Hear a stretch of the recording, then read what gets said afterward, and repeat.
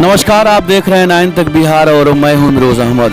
सीवान के सुल्तान की खाली सीट पर नजर, खान ब्रदर्स का बड़ा ऐलान। विधानसभा 2025 मिलकर लड़ने का दोनों भाइयों ने कर दिया ऐलान। सीवान के खान ब्रदर्स ने शुरू की विधानसभा चुनाव 2025 की तैयारी। बता दें कि आज खान ब्रदर्स के दोनों भाई अयूब खान और रईस खान ने अपने घर पर एक कार्यकर्ता सम्मेलन का आयोजन किया और उसमें दोनों भाइयों ने मिलकर सीवान के अलग विधानसभा चुनाव से लड़ने की रणनीति बनाई और जल्द ही किसी दल में को ज्वाइन करने का संकेत भी दिया है। खान ब्रदर्स के बड़े भाई अयूब खान ने कहा कि हम लोग चुनाव लड़ने का फैसला किया है, किस पार्टी से लड़ेंगे जल्द ही मीडिया के सामने बता दिया जाएगा। वहीं खान ब्रदर्स के छोटे भाई और पूर्व एमएलसी प्रत्याशी रईस खान ने कहा कि मैंने पहले ही कहा था कि मैं लोकसभा चुनाव पूरे दमखम के साथ लड़ूंगा, लेकिन मुझे झूठे मुकदमों में फंसा दिया गया, जिससे मैं जेल चला गया और चुनाव नहीं लड़ पाया। लेकिन अब हम दोनों भाइयों ने मिलकर यह फैसला लिया है कि हम लोग विधानसभा चुनाव लड़ेंगे। बताते चले कि बिहार विधानसभा 2025 में होना तय माना जा रहा है।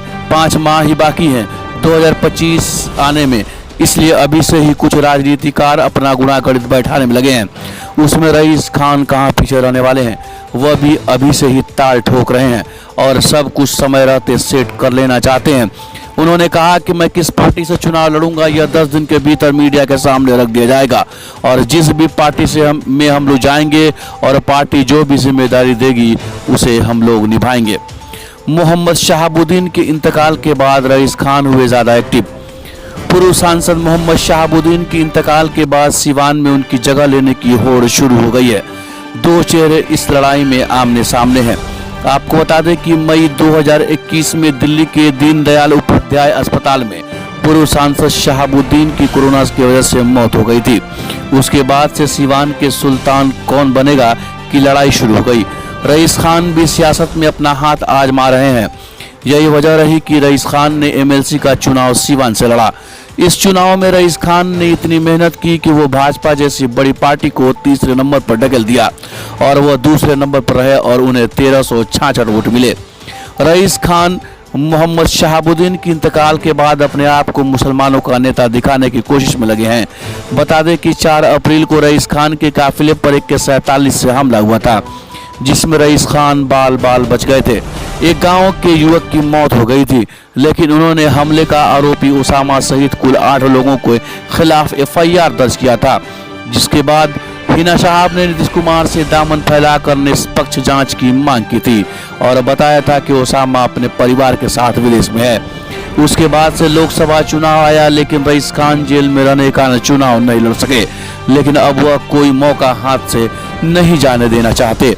सूत्रों से मिली जानकारी के अनुसार रईस खान रघुनाथपुर विधानसभा से तो अयूब खान के बेटे बहड़िया से चुनाव लड़ने की तैयारी कर रहे हैं।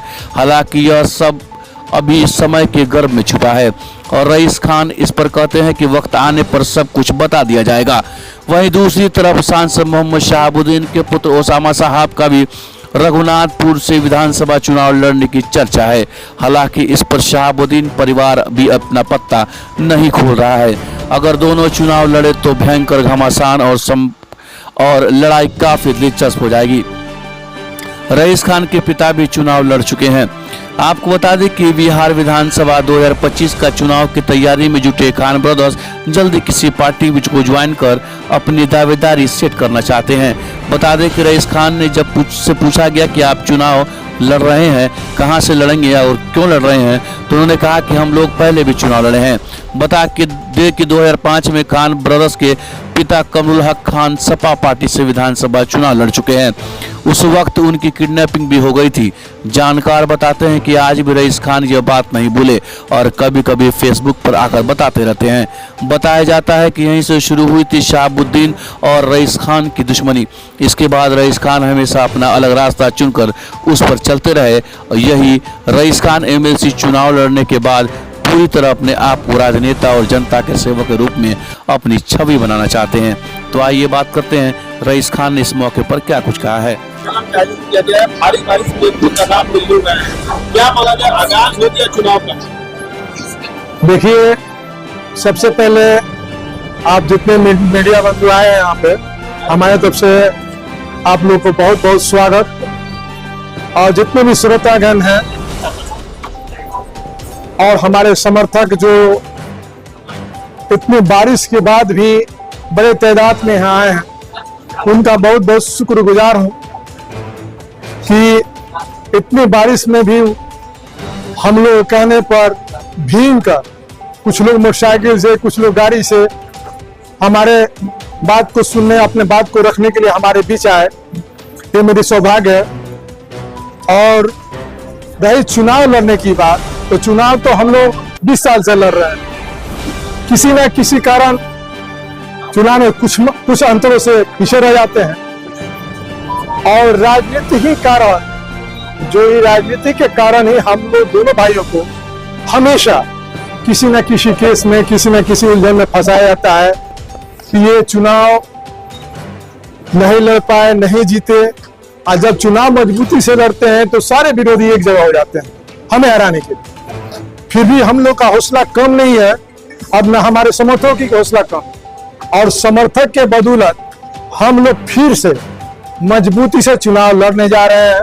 विधानसभा का, लोकसभा में चुनाव लड़ते किसी कारण आप लोग सारे लोग जानते हैं कि हम निकलने के समय पर भी हम पर केस लगाया गया, झूठा मुकदमा लगाया गया, अवैध वसूली का मुकदमा लगाया गया।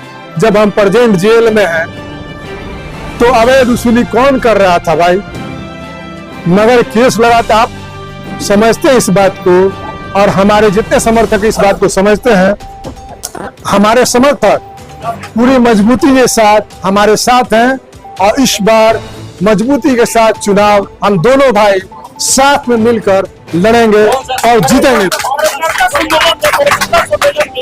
दो तरह की बातें की गई, लोजपा में जाने की या फिर राजद की।